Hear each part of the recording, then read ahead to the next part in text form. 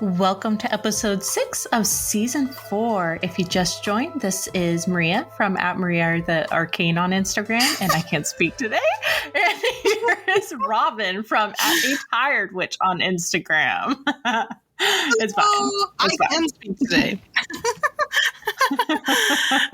We'll see. The episode has just started. If you've just joined us, every month on Patreon, we host a class.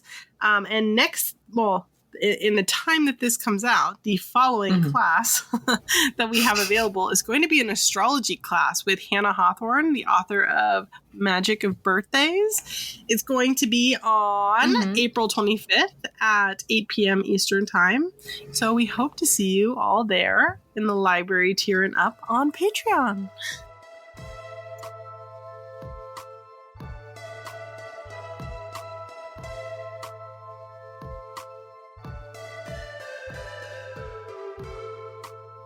If you've just joined us this week, every week we talk about upcoming lunar phases and how you can utilize them for your magical practice.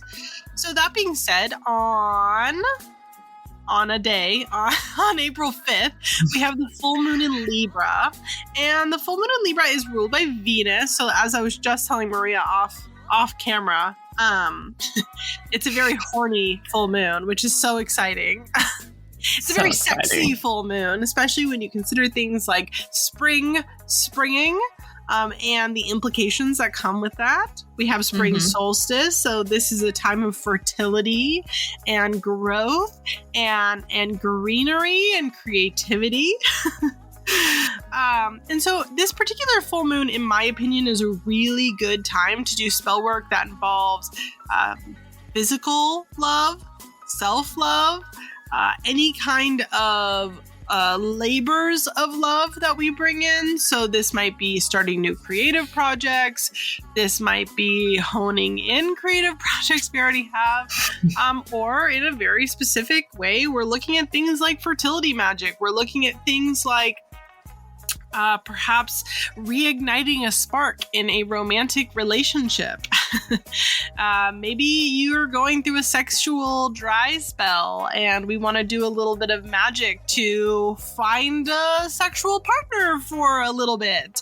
I'm not here to judge you. If you're a one-night stand, friends with benefits kind of person, go for it. And this is a really good time to do magic to kind of draw those kind of attractions in. I would kind of asterisk note this, that if you're thinking of doing love magic that involves perhaps making an ex come back to you, in my opinion, this is a bad moon for that. Because the Libra full moon is a very sexual, romantic moon, in my opinion, if we're trying to draw somebody in that perhaps is against their will, again, not trying to judge you, your craft is your own, not this moon, just my opinion. I feel like what you're going to end up getting is something that is very horny, humping the couch kind of a situation, and that is not what we build relationships off of. My opinion, again. But yeah, I personally would not be doing any kind of spell work that involves drawing somebody to you that perhaps is at least on the fence about it, we'll say. Unsure of. Especially if you're trying to build something stronger. And sex oftentimes does kind of reinforce relationships. So use it as reinforcement. Use it as, I don't know, what's that? Those metal bars that make buildings really strong? Rebarb? Is that what it's called? I'm not sure. Listen, I'm not a construction guy, okay? I feel like that's what it is, and that's what we're going to go with. And if any of our listeners know what it is, do not correct me. Thank you. I feel like I'm right. Our editor's going to edit this and be like, babe, you're so dumb. It's this. But yeah, I would just look towards any kind of love magic that is reinforcing something that already exists or building something within yourself, you know, to make yourself feel sexier, feel more confident, like that sort of energy. Yeah. For like everything that you said, 100%, because Libra, Thanks. you know, relationships, even like friendly relationships, like, you know, like deepening your friendships would also be a great time during this time too. I focus Just so like much on you would in sex. You're Gemini. right. But no, it is still a Venus thing. So mostly romantic relationships. But Libra also it has to deal with like beauty and finding beauty in your life and the world around you. It might be a good time to go out into nature and going to see like what plants have started to come up, you know, what flowers are starting to bloom, and even like making the whole full moon about romanticizing your life and your practice. Like, what's the things that you really love to do in your practice, and just like do it during that full moon. If it's having a bonfire, go have a bonfire. If it's like romanticizing your life naked under the full moon, go do it. If it's taking a hot ritual bath with like rose petals and stuff, you do it. Yes. Romanticize your life. Yeah. Get romantic, even with yourself. Ask yourself, if you were reading about yourself in a book, is this something you would think the main character would be doing?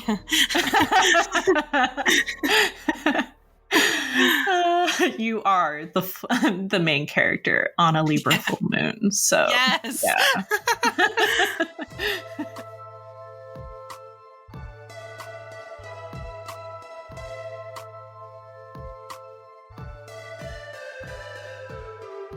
So, if you just joined this episode or haven't listened to other episodes so far this season, in lieu of choosing a card and discussing it like we have been doing previous seasons, instead we're doing like whole different sections in tarot, such as we've already been over the major arcana, minor arcana, and the rest of the suits, and now we're on wands, but then we'll move on to aces, wands, and so on. I think it is great fun and will help people understand tarot on a deeper level and shake things up a bit. And sometime this year or next, we'll go back to discussing like each individual card. So this week we are discussing our thoughts on the suit of wands. Wands on the Rider-Waite-Smith version are symbolized by phallic looking wooden staffs with green growth on them and fall under the element of fire. They typically symbolize anything that deals with what a phallic looking wand would, but including adventure, life paths, passion, movement, conflict, pride, and structure, which includes You know what they boundaries. say about dicks. You know what they say about dicks. They say penises are about adventure. That's what they say. That penis is getting into some adventure later. Gosh. Oh no. And that's how STDs happen, everyone. Anyways. Please wear a condom. Thank you. Okay, so when it comes to adventure and life paths, we definitely see this from the get-go when it comes to the suit. The ace reminds me of an explorer, like lighting a torch, about to start on a potential, starting on the potential of something exciting. Then we move on to cards like the Two of Wands and the Three of Wands, which shows the planning that goes into moving forward and the actual witnessing of what potentially lies ahead of you if you choose to pursue it. We also had the Page of Wands, who is eager to learn and explore on this new journey to add to their experiences and growth. Then we come to cards like the Ten of Wands, which shows even when the excitement of this new path and adventure we are on has died down, and it has become part of our normal everyday life. Most of the time, we have to keep going. Life paths do not end until death. There is still things to do, but that doesn't mean there won't be new and exciting things to discover along the way. Okay, so we can't talk about phallic shaped objects without talking about passion. A lot of the suit shows being excited and passionate about what we are doing and exploring, and even the excitement we receive when what we are passionate about is being recognized, which we see on like a card like the Six of Wands. Passion and excitement is all well and good. We love, straight dopamine and serotonin into the bloodstream, but all things ebb and flow. What goes up must come down. While we will speak more on the downside in the next bit, it is like important to like speak about the Eight of Wands, which shows like some wands taking flight, and the Knight of Wands, who is pictured in like an adrenaline pumping mid leap. They can't stay up in the air forever. That fiery energy can't be tended to forever. So they show it it's like best to try to keep like a level head. Even when things get exciting, you may like experience a low. We see this like level-headedness when it comes to like the Queen of Wands, who sits on like the throne of power between two different landscapes. Though through her cunning and level-headedness, she's able to keep tending to her growth. So, okay, we see a lot of movement when it comes to the wand suits. Like, once again, we bring up cards like the Eight of Wands, which depicts travel, and the Knight of Wands, who depicts, taking swift action. This suit is great to see, like, when you're trying to light a fire underneath yourself to move forward with something. Okay, so one more thing about the phalluses. We can't mention phalluses without mentioning conflict. She's cock crazy, everyone. She's cock crazy. But we can't mention them without conflict. While this isn't like the sword suit, the fire element also represents like anger and aggression. Like when we feel very passionate about something and are tasked with exploring it and even defending it, it can make us feel on edge and leave like the potential for mood swings. We see this on cards like the Five of Wands, which shows conflict and confusion about how we proceed, and the Seven of Wands when it comes to defending ourselves. And once again, the Knight of Wands, who may jump into something when they aren't quite ready, and even the King of Wands, who is stern and no nonsense when it has the potential to come off as aggressive depending on the context. Last but certainly not least, we have structure. While the wands aren't part of the element of earth is very present in the wand suit. Most of the time you can't have fire without some sort of bit that comes from earth, like twigs or gases. Having that earth element of strong foundations is so important when it comes to the structure of wands. We see the start of this on the Four of Wands, which can show the bones of a house. Then we have cards like the Queen and King, who sit on top of very solid foundations of stone. And we can't talk about about structure without talking about boundaries. Boundaries are so important when it comes to our life path and passions. Not only setting them towards others, but with ourselves too. We see this on the Knight of Wands, showing someone who has learned the hard way about the necessity of boundaries. Okay. That was a mouthful. I had a lot to say about the wands, and I apologize.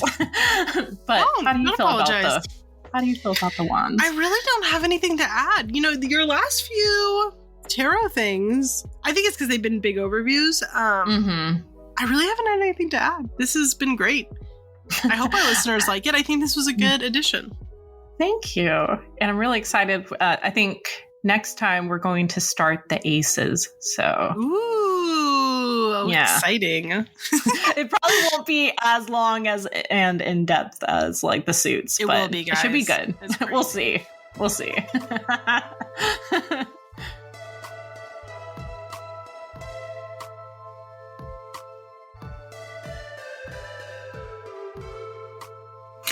So, for the special main portion, we are joined by Siri and Cassandra, the authors of Lessons from the Empress. Thank you so much for joining us.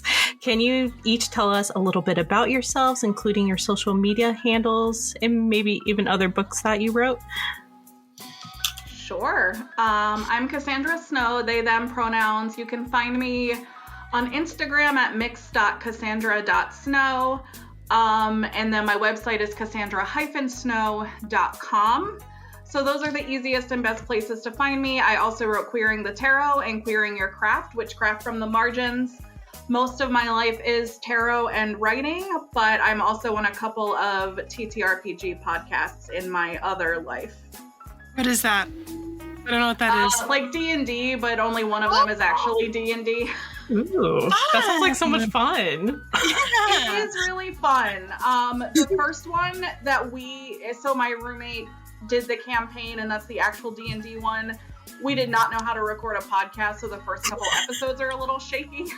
The other one, I just joined the cast, and it's like they know what they're doing already, so I just have to show up and play games and say stupid stuff, because that's what I'm there for. Love that. That's fun. Nice. Ooh, I like that. Yeah.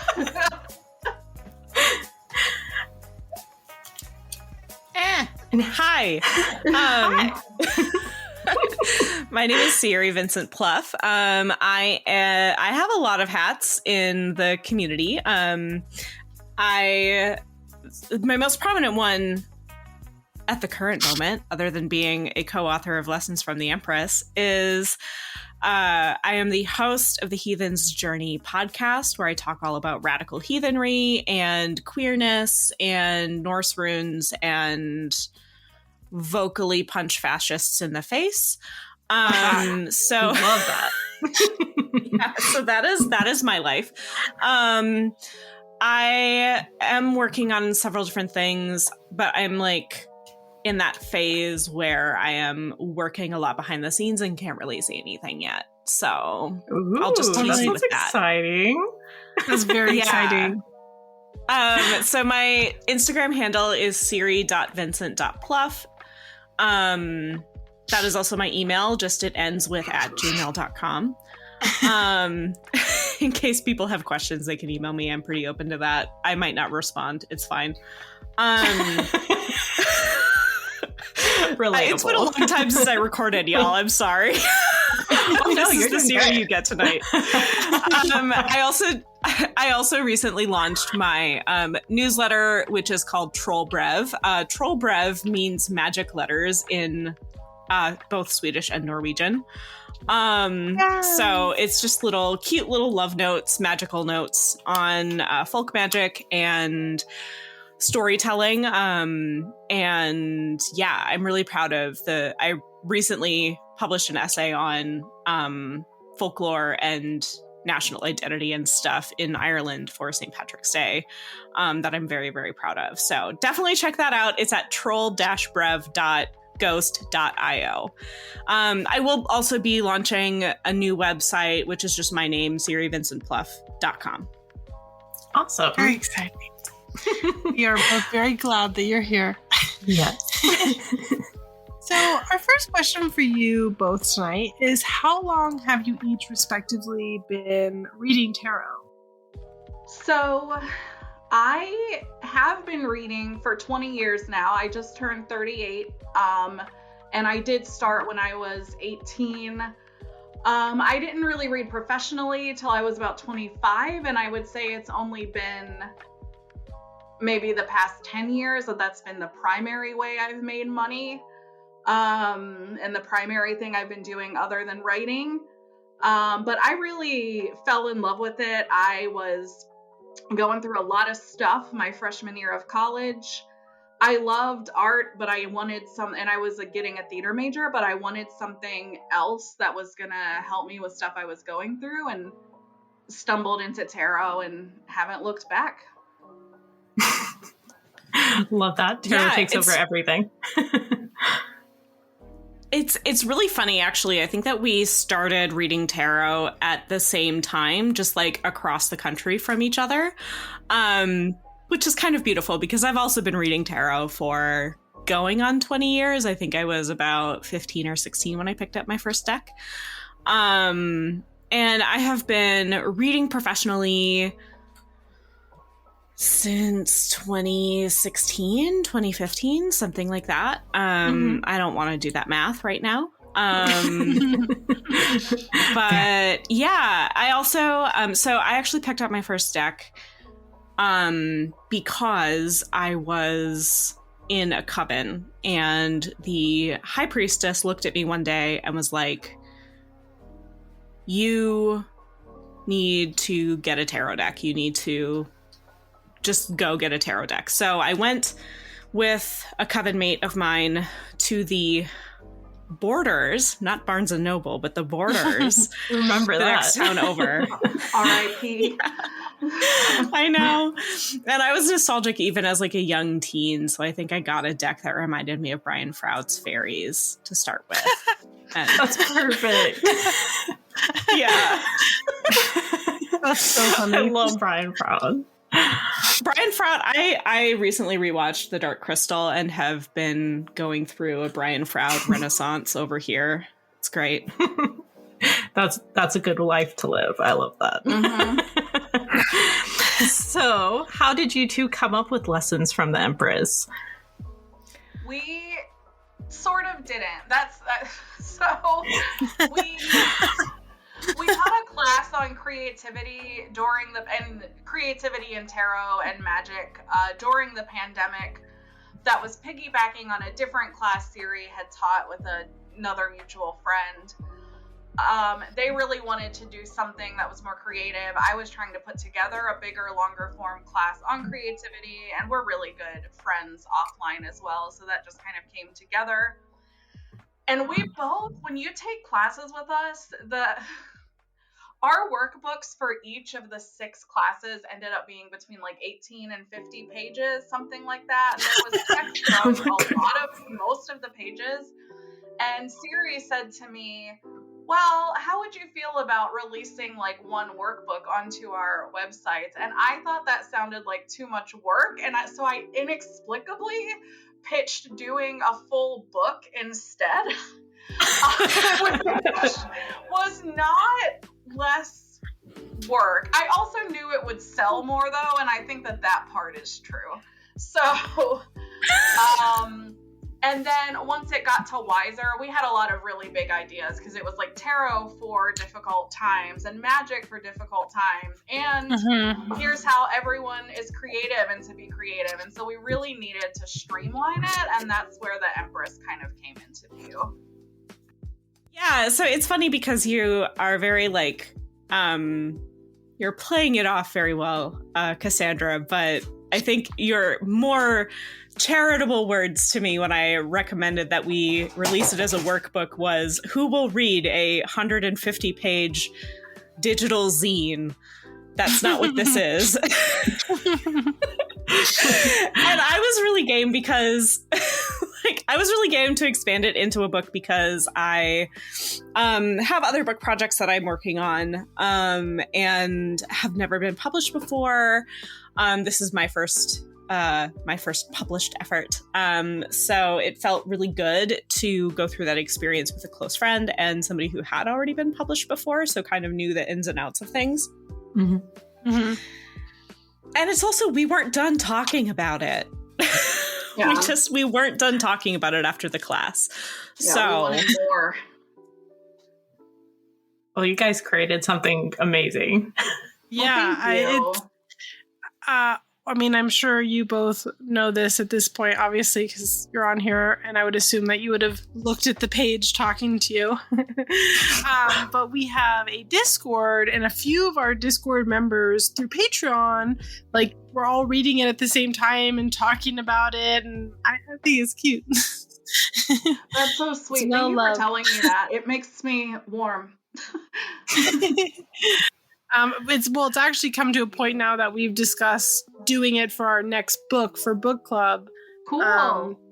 Just because a few people were doing it and then other people were talking about it, and I think that's what we're going to do for our next book for book club. And we leave it to a vote, but I'm pretty sure that's the direction it's going to go. That's wonderful.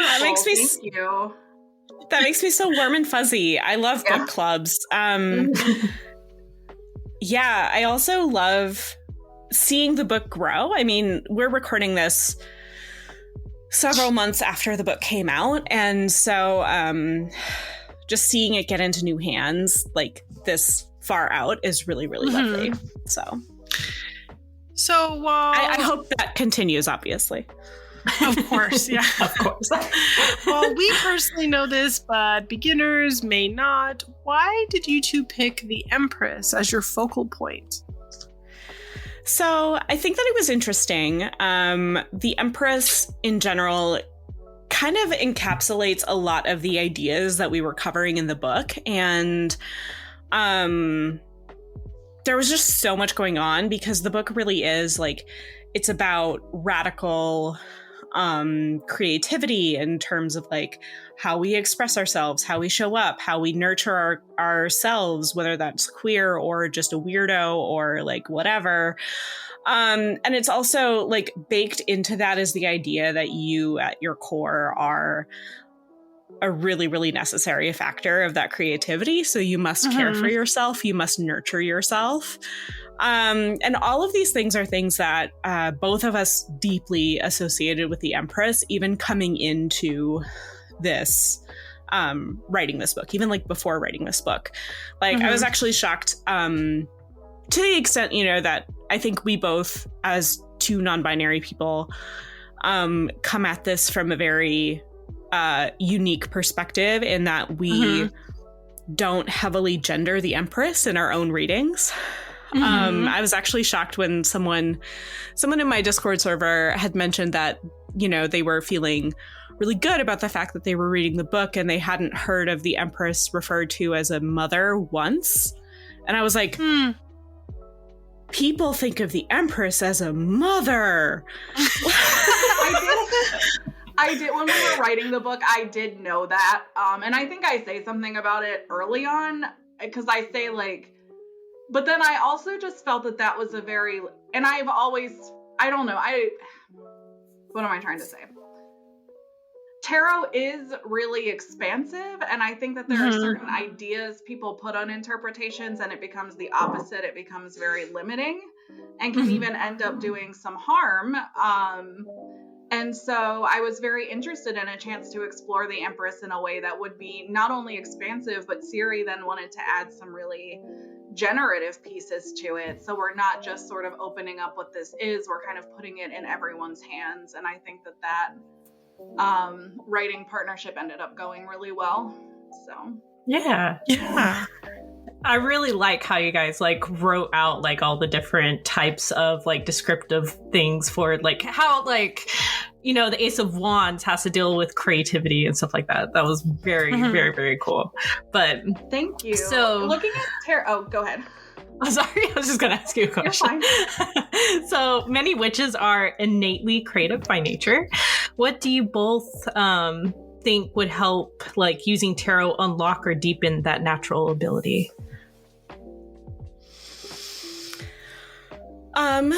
So I wrote the ritual sections of the book. So I'll kind of come at it from that angle and like talking about how, you know, I wrote those aspects of the book. Of course, Cassandra is also like a very accomplished witch and worked with me on that. The co-authorship is real and strong. But for me, tarot has always been an aspect of magical life. I think that kind of goes back to my story of how I got a tarot deck in my hands of just, you know, my high priestess saying, hey, you need to be a tarot reader.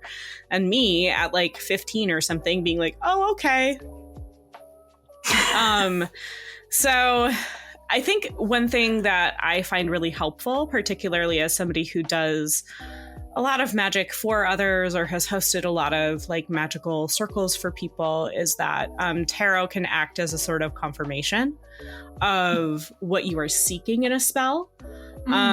Tarot can also help you lay the groundwork. So when I was taught magic, this is ridiculous, I'm realizing now. Not ridiculous, but like this is like unusual. I was taught that you write your own ritual and spell every time. That you, so like I didn't read. I don't think that's ridiculous. Books. I got taught similar. I don't agree with it now, but I don't think that's ridiculous. I've heard it many times. Okay, cool. Okay, cool. I feel silly now sometimes when people are like, oh, I tried this spell from a book. And I'm like, you try spells from books? I didn't actually, I used to write my own all the time too. And when I started reviewing books for social media, I started testing the spells because I didn't want to recommend books that like didn't quote unquote work or whatever, which is subjective, but still. Right. And so for me, it wasn't until the last couple of years. So I do understand that. Yeah, I don't think that's ridiculous. It seems ridiculous, of course, now, right? Yeah. Especially considering we're living in this climate, I guess you could say, where I feel like the average practitioner has gone the exact opposite, where they feel like they can't write their own spells and it has to be from somebody else. Yeah. But I was taught the exact same thing like a million years ago, so I don't think it's ridiculous. You're not alone.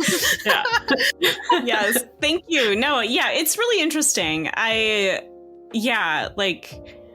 We can talk about magical education for fucking hours. So I will curb myself of that. But for the purposes of the book, I feel like tarot can act as a really good clarification. So clarifying what you need.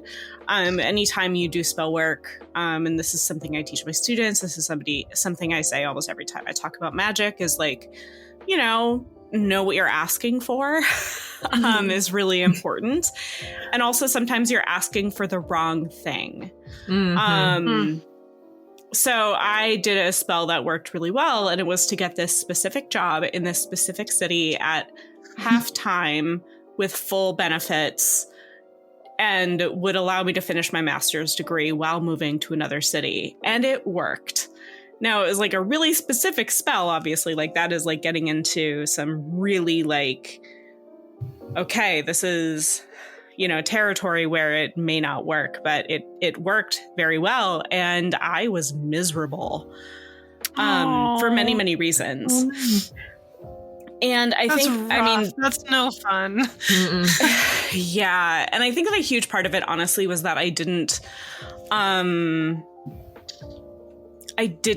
do a ton of reading ahead of time. And I believe some of the cards that I pulled around the situation, I didn't pull them directly before doing the ritual, but some cards I pulled around the situation were like, oh, there's some like challenges here. And I was like, well, duh, it's, a new city, a new job, a new everything. There will be challenges. I was not quite paying attention. Didn't quite realize the extent of this. And I think it's so easy with spell work to like forget to like you're asking for something that you want, but you forget to ask for what you need. Exactly. And so I think that tarot is really helpful for that. I also have 100% worked with tarot in like spell work itself, like pulling out specific cards of archetypes that I want to either embody or like I want to bring that into my life, or I want to work through some of those issues or something. And sometimes tarot can be a really helpful visual guide. I think that spell work is really fun and wonderful, but especially if it's artsy and looks cool. Yeah. Agree. And I would just add to that as well from the more, or like, I think that the way, at its base, I think that the way art functions, I feel weird saying that with any sort of authority, but one of the ways, I guess, art functions is by sort of opening our mind, getting us to see things in a different way or expand what we're thinking, or even the way we talk about tarot working a lot of times is, kind of stroking on memories and ideas that you already have and just pulling them out. And so I think that's another way that tarot as 78 pieces of art is really useful for. Another thing I would encourage people listening who, like, none of this is helpful to them yet, I would encourage conversations with your cards, literally, and you will feel ridiculous. But it will also to take you to places that you didn't, and I mean out loud, like, oh, why are you grabbing that cup when it doesn't look like it's gonna make you happy? Like, blah, blah, blah. And just seeing sort of what response sort of comes to you. And that's another way to sort of get into the creative piece of it. Yeah, I completely agree. We both really love how you both incorporated into the book the Fool's Journey and how it can represent the creative journey. Can you tell our listeners a little bit about that? Yes. So we really wanted to talk about the Fool's Journey. I really wanted to talk about the Fool's Journey. It's very important to me and to both of us. And I guess this is like kind of a spoiler, like not really a spoiler. I don't know if that counts for nonfiction. Spoiler adjacent. But because it was lessons from the Empress, you know, initially, like for the class, I had written the Fool's Journey as like the Fool meeting all of the different archetypes of the major arcana. But then, because it was lessons from the Empress, I wanted to rewrite that section to be the Empress, this being of creative nurturance and, you know, abundance and all of this stuff, meeting each of these different archetypes and what that says about our own creative journey and flow. And that kind of unlocked something in me that, like, if I had all the time in the world, I think I would rewrite that from the perspective of every single major arcana. That would be so much fun to read. Oh my God, I know, right? But I have so many other projects. We'll see if I get to it. But I think that that was really pivotal for me. I do a lot of work with archetypes. I love them. It's a huge part of also my love for stories, story crafting, storytelling. At the time that we were writing this and teaching the class, I was actually in a class called the Story Magic Academy that YouTuber Rachel Steven put together. I cite her a couple of times in the book. And that class is essentially looking at the heroic journey through Dan Harmon's plot embryo. And I was like, oh, heroic journey? Like, that's really similar to the Fool's Journey through the tarot. And that's, you know, something that other tarot writers have talked about before. And so I really wanted to explore that in that way. And I do think that the major arcana, it tells a story that can also be shattered and fractured into many other different stories and many different story structures. It doesn't have to follow that very, you know, like Western lit kind of format that the heroic journey often does. But it was a good way of doing it in the container of this book.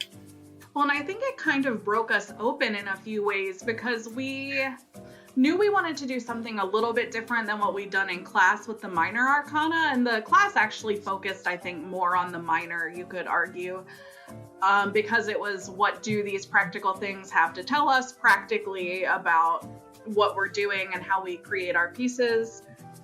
So we knew we wanted it to be less class specific. And I think in doing that, I was like, okay, so the hero's journey is a specific style of storytelling. So what if we use the other suits to talk about other forms of storytelling?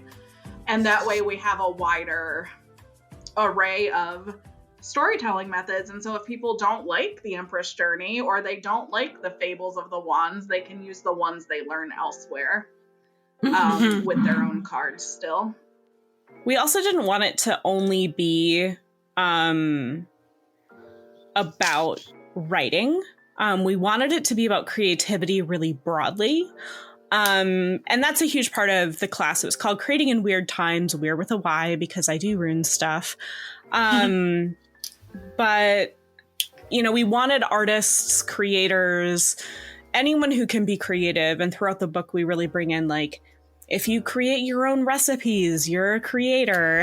If you, you know, are a bullet journaler, you're being creative. You know, we didn't want to limit it to just storytelling, even though that is what both of us do a lot of, is storytelling. So this cracking open... Oh, I was going to say cracking open the other suits into different methodologies was really good. creative method. Yeah, speaking of the other suits, we also liked how you made the suits like themes of the creative process. Can you please tell our listeners a little about these themes? Yeah, so in the wands, like I said, we approached that as if it was more of a fable, because most 10 of Wands do end with like the lesson or the morality of like, this is what happens if you don't listen to these other 9 cards. And so we were interested in, and that was the chapter I wrote. I was interested in exploring that. But I specifically talked about how your idea can go from like a spark or an idea to something else. And then I think with the cups, I was which is the other minor chapter that I wrote, I was very concerned with, are you expressing yourself? Are you saying what you need to say? It was adding both the emotional and the expression piece in it. And so therefore that ideally ends happily when we do that. And the cups do tend to end a little more happily than, say, the wands. And then did you want to talk about your chapters? So then I wrote the chapters on the swords and the pentacles. And the swords, I really wanted to look at swords as memory, because that's where a lot of, like, I think that it's really popular right now to talk about swords as like trauma and baggage and history and all of that stuff, but it's also the technology that we use to write our stories. It's also the actual communication and the intellect. And that felt very, like, all of those themes come up really strongly in memoir. And Cassandra actually helped a lot with that as well, because you write more memoir than I do. Or more memoir adjacent things than I do. So you definitely like helped a lot with that chapter. And then with the pentacles, that one we just talked about, I think, folk tales, right?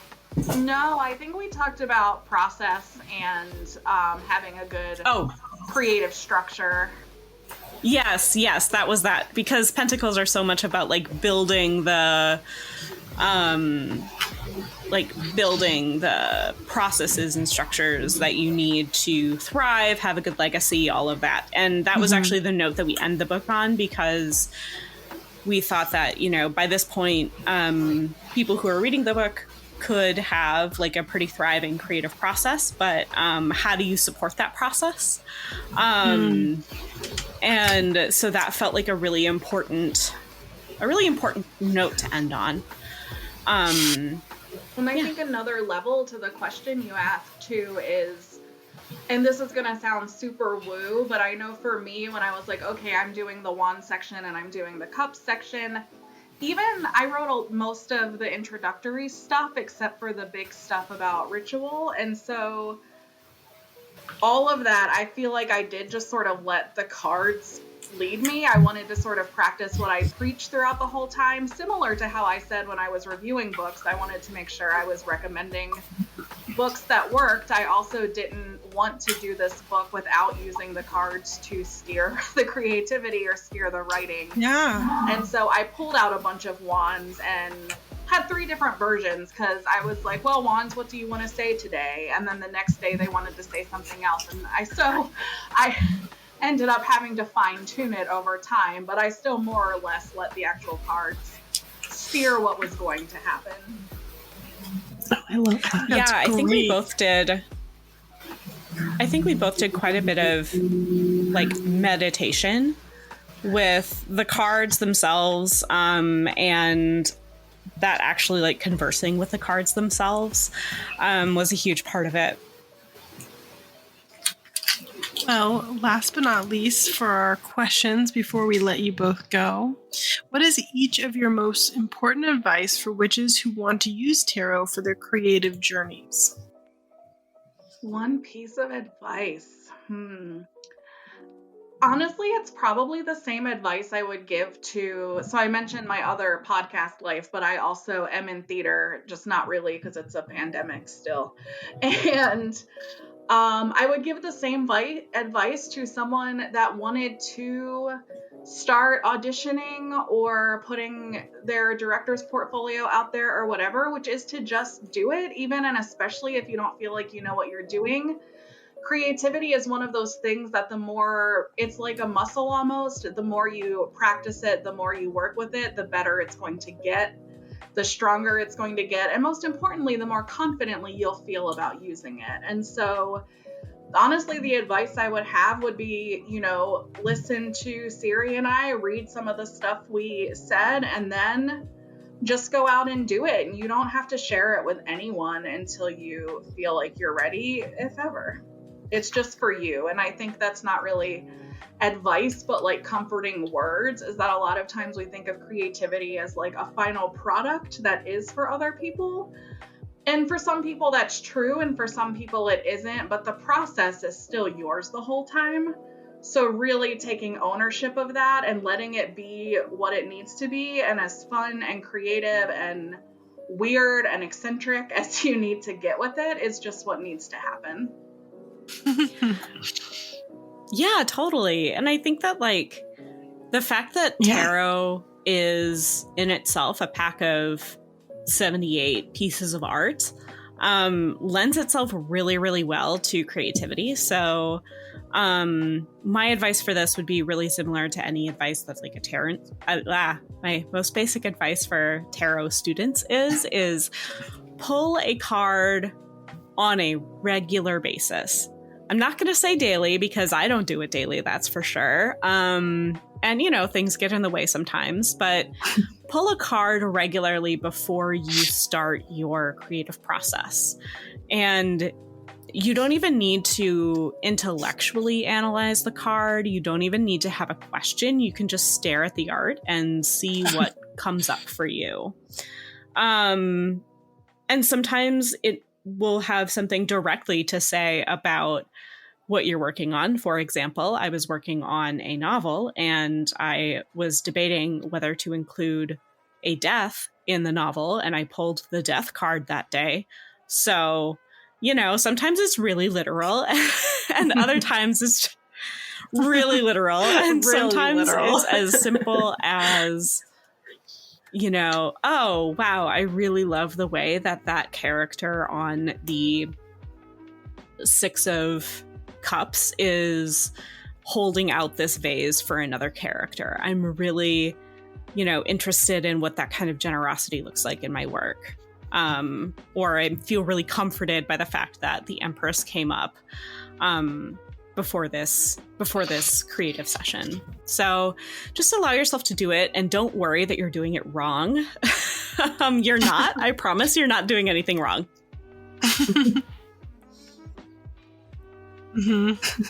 I love that. Well, thank you guys so much for joining us.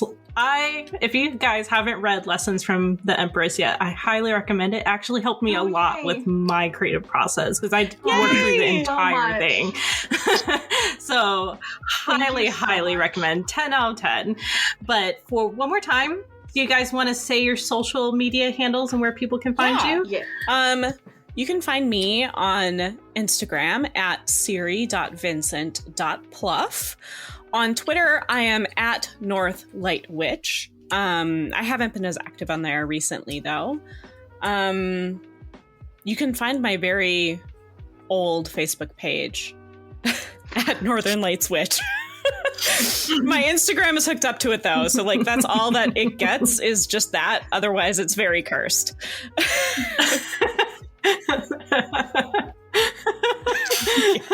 So, Cassandra, I am at mix.cassandra.snow on Instagram. That's mx.cassandra.snow. That is sort of my hub for everything else. The other place to check out would be my website, which is cassandra-snow.com. And then if you want lots of other cool bonus articles and stuff about tarot, I have a Patreon, patreon.com/CassandraSnow. Siri, throw your ghost out again. Oh, yeah. So my ghost is troll-brev. So that's troll as in troll-brev.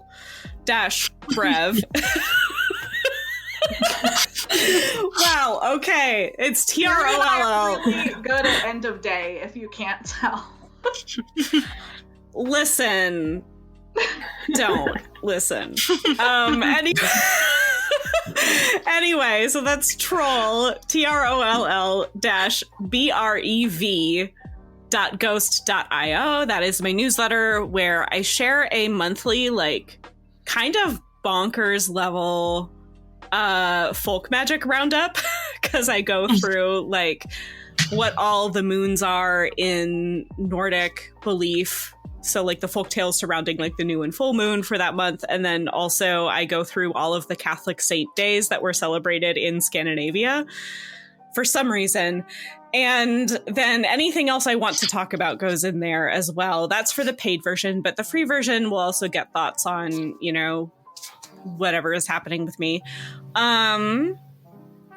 That is actually probably, if you're going to want to follow either of us closely, just because of the way that algorithms are, getting on both of our newsletters or Patreons or something is probably the best way to, like, actually, you know, engage with our work. Then you can also listen to the Heathen's Journey podcast, wherever you get your podcasts. And you can support that if you are interested in supporting that at patreon.com/heathensjourneypod. I just have one tier for everyone. It's $3. It's essentially a tip jar. Well, thank you both again so much for being here. Thank you both so much. Yeah. This is wonderful. Thank you. Thank you for having us.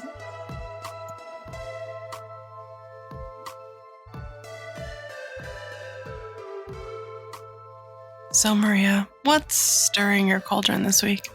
Oh, I'm going to tell you. So I went on a walk with my wife last weekend, and I saw that we're starting to get nettle and cleavers again. And like a lot of, like, I saw a few cleavers last year, but it seems like they're growing a lot right now. And I'm just like very excited. I don't think there's anything better than fresh nettle. Like, it's like if you have to buy it from the store, like, I'm selling like the Barefoot Contessa. It's fine. But if you can get fresh, that's great. But no, fresh nettle, especially when you're using it for holistic purposes, like teas and creams and stuff like that. I highly recommend going out there and trying to find some fresh nettle of your own.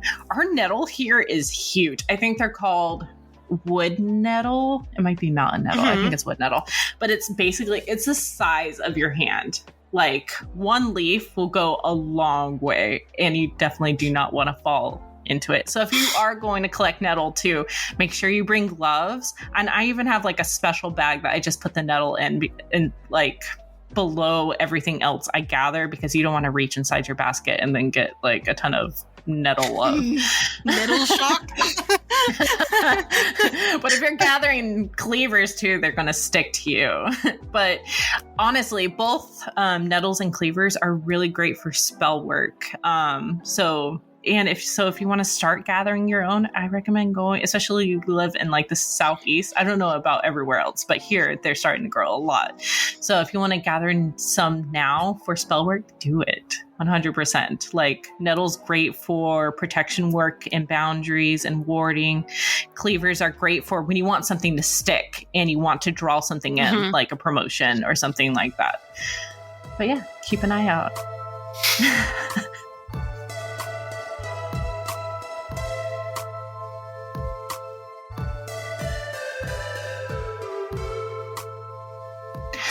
So, Robin, what is not stirring your cauldron right now? Everything. No, I'm just kidding. Everything's dead. Everything is dead. We were under like 3 feet of snow a week ago, something like that. And it's all kind of starting to melt right now, and it is warming up, but everything is dead. There's no green. We are not experiencing spring right now. We are experiencing dead. Cold, dead. Purgatory. Purgatory. I'm in northern California. I'm by the Oregon border, so we were covered in snow. Meanwhile, San Francisco just had a hurricane. Los Angeles had a tornado. This is the part where the weird conspiracy, like, evangelicalists are like, and this is what California gets for going against God. What? Okay, one. Have you never heard that? Like, we get hit by hurricanes all the time. Yeah. But like, because California is on fire every year, right? And anytime we have like an unusual natural disaster, such as a tornado or a hurricane or anything, the like deep like QAnon people are like, this is God sending revenge to California for being heathens. Like every year, like maybe it's just because I'm from California that I see it a lot, you know? But every year they're like, California burns down because they're already in hell. They want to go to hell so bad, they are living in it. Sweep the forest. So yeah, everything's dead. But the positive of it is that since the California drought started like 25 years ago now, 20 years ago, something like that, in my lifetime, since I started checking and following the drought, because it's important, it matters. Like, I care about the planet, I care about our water consumption. This is the best I've seen it in like probably a decade. So that's cool. Oh, that's good. Yeah. That's good. Maybe this year we won't burn up because of how much we fucking love hell. Oh no. That was like a really good like California accent, not whatever the fuck it is that those people are from. So I don't know what I was thinking with that one. Oh no, it sounds like a Southerner trying to be a Californian. Yeah, radical, bro. Fucking gnarly, dude. Do people even talk like that anymore? Yeah. I don't think so. They do. They do? I still say gnarly. No, that's different. They're not saying it like at the beach, you know, with like a huge surfboard. I definitely do. I don't surf, but yeah, no, I'm definitely a massive. See, we'll get into it another time, but there's a difference between like Northern California bros and Southern California bros, and it's different between skating and surfing. I'm a Northern California bro, so my gnarly is about a different brand of brain damage, so. Well, Scarlett must be a Northern California at heart then. Fucking sick, bro. She's all about that skateboarding. Fucking sick, bro.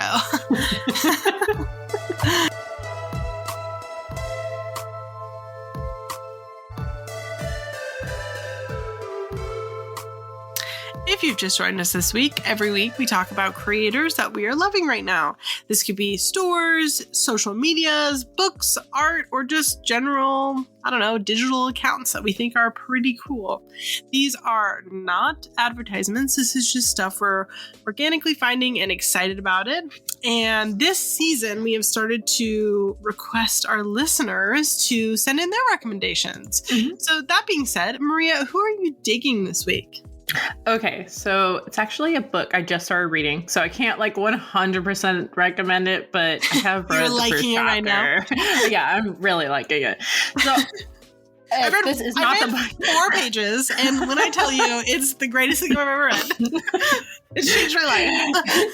No, it's called Rooted by. Oh my gosh, if I mess up her name, I apologize. It's Lyanda, I think.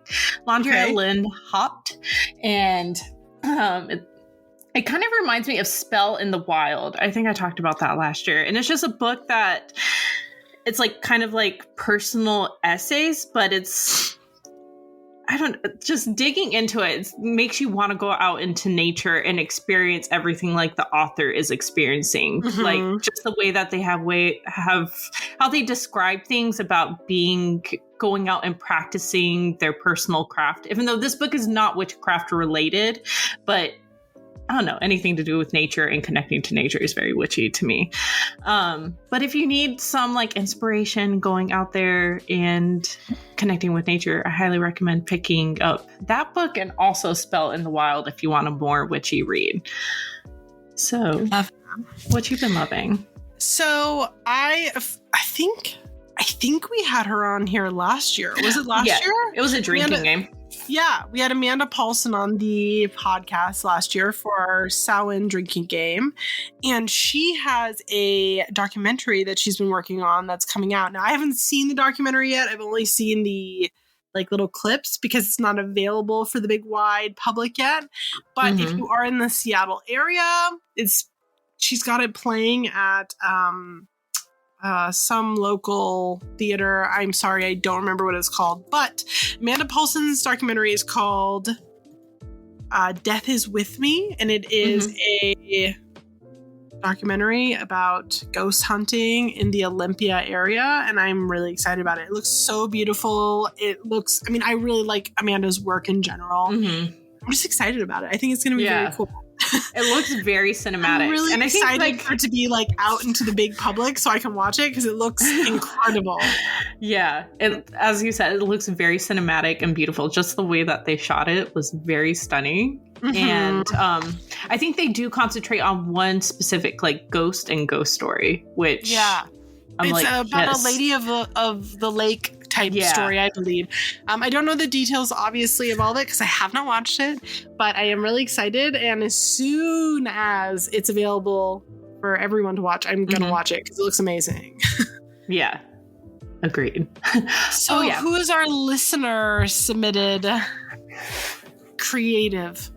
It is Witchy Washy Bath, and it's a bunch of bath bomb products and bath mixes and stuff. And oh my gosh, they have really cute stuff. They even have a bath bomb that looks like the whipped cream pentacle that they draw on what's his name's chest in Practical Magic as a bath bomb, which is very cute, very fun, and I kind of want it. But yeah, it's a queer-owned shop, and I don't know. You should go and check it out. And it was a very good, little recommendation. So thank you for that. Yeah. And just as a reminder to our listeners, because I did get a lot of questions asking about the astrology app that I recommended last episode. These are always listed in the caption. We do write it out. So if you don't know what it is and you want to know, or you couldn't understand us, or you think you're spelling it wrong, I do always put these things in the caption. So if you want to find them, they're always going to be in the caption of the episode.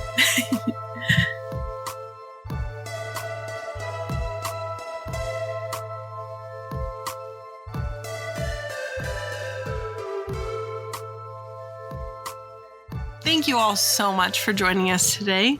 We hope we will see you again on Friday, March 31st for our Coffee Talk episode, or on April 7th for the 7th episode of Season 4. You can keep an eye out on our social media or head to our website, coffeeandcauldrons.com, to find more information and see what we're up to. And don't forget to join us on Patreon April 25th for an astrology class hosted by Hannah Hawthorne for the library tier and up. If you miss it, it will be available recorded a few days after for watching afterwards. It's just not live.